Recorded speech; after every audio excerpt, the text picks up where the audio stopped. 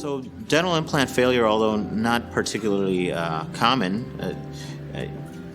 there's studies, and I won't bore folks with the studies, but 5%, 8%, depending on the part of the jaw that we're talking about. The lower jaw is usually a little bit more robust and resilient, so the implant failure rate in the lower jaw is a little lower. But if an implant starts to exhibit signs and symptoms of inflammation or pain, those are usually the indicators that something's going on.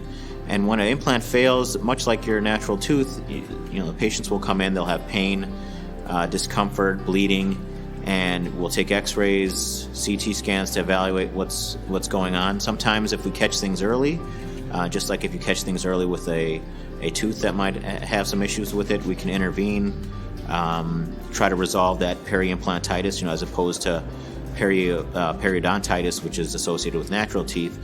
We can intervene on that peri-implantitis and try to retain that implant. If a significant amount of bone is lost around the implant, that usually requires removal of the implant. Investigation into why the implant failed.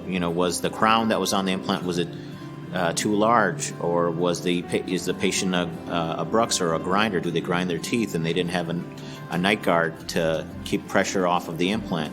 So we want to address those issues before we go back and replace the implant for them. And the implant can be replaced. We have to remove the failed or failing implant, clean out any unhealthy tissue and bone, regraft the area with cadaver bone, or depending on the size of the defect, different types of bone, and then go back in several months later and replace the implant.